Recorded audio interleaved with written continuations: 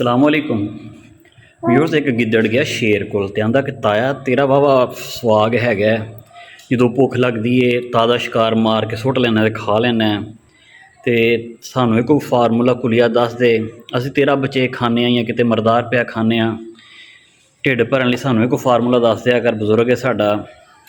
शेर कहता है कि पुत्र गल कोई भी नहीं एडी परेशानी वाली हैगी तो तू सबब नाल आ गया रोटी के टाइम तो हुण मैनू लगी भुख ओ तक सामने हिरन जा रहा है, मैनू लगी भुख मैं शिकार किस तरह करना, मैं तेरे सामने शिकार कर देना अगों तू भी कर लिया करी बच्चों का पेट पाल लै मेरे वालों कोई चलो तेनों फन मिल जाएगा, हुनर मिल जाएगा, सबक मिल जाएगा।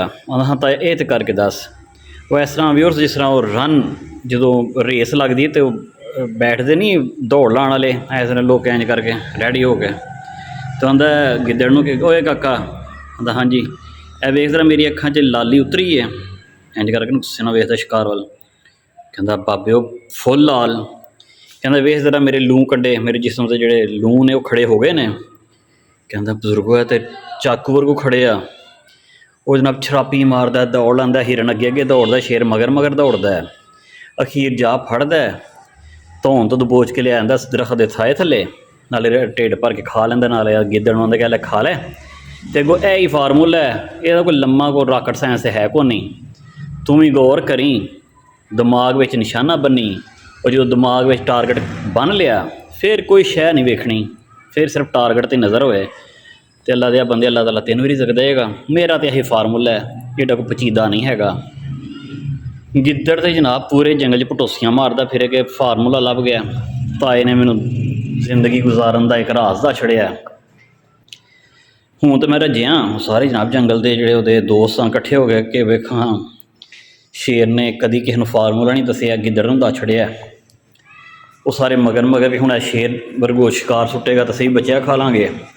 अखीर हो अगले डंग नूं भुख लग गई व्यूअर्स। जो भुख लगी तो उन्हें कहा चल हूँ मामा को मार शिकार मार सानू भुख लगी सानू जलील करन दिया आप ही होण दिया भुख तेन भी लगी है। कहता लो गल ही को नहीं वो भी उंज ही ना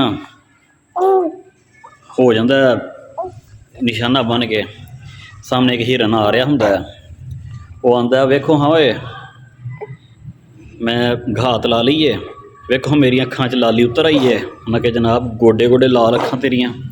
उन्हें वेखो मेरे भी लू कंडे खड़े हो गए उन्हें कहा जी फुल उन्हें भुख लगी उन्हें कहा होए या नहीं होए होए ने कि दफा वो शिकार करके लिया फिर दो जो आंदे लू कंडे भी खड़े तो अखां च लाली भी पूरी है। वो जनाब मारदा लंबी छलांग दौड़ लांदा हिरन अगे अगे गिद्दड़ मगर मगर किन्नी देर दौड़ दौड़ के हफ जाता थकदा अकदा डिगदा टहंदा दरख्त थले आण के बहिंदा। शिकारी उहदे नाल दे जिहड़े सन जानवर आंदे ने यार तू शेर को सारा फार्मूला लै लिया तो तू फिर खाली हत्थ ही पियाना आंदा शेर दे शिकार दस्सन च फार्मूले च कोई घाट नहीं सी कंजरो काम सारा तुहाडे होर नुकसान च गया तुसी गलत किया। उन्हें असां की गलत किया उन्हें ना अखां चंगी तरह लाली उतरी होनी है ना जनाब आलिया को लू कंडे खड़े होए सन तुसी मैनू कच्ची अखी मरवाया तुहाडे वर्गे मशीर होण ते इंज बंदा भुक्खा ही मरेगा। इस वास्ते असी सिर्फ यह गल कर रहे हैं कि सारे जिहड़े उनवान दसे सन इन्हां ने कि बहुत ज़्यादा तेज़ बारिश होनी है तो न्यूजीलैंड का तो श्रीलंका का मैच हो जाना सावा या होना ही नहीं जे डकवर्थ लुइस सिस्टम पिया पहले 20 ओवर तो बाद जनाब यार उन्हें मैच का फैसला कर देना है।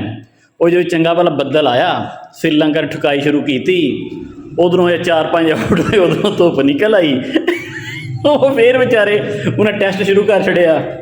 तो व्यूअर्स गल यह कि कसूर श्रीलंका का कोई नहीं कसूर उन्होंने शिकारियों का जिन्होंने सारिया लामत गलत दसियाँ।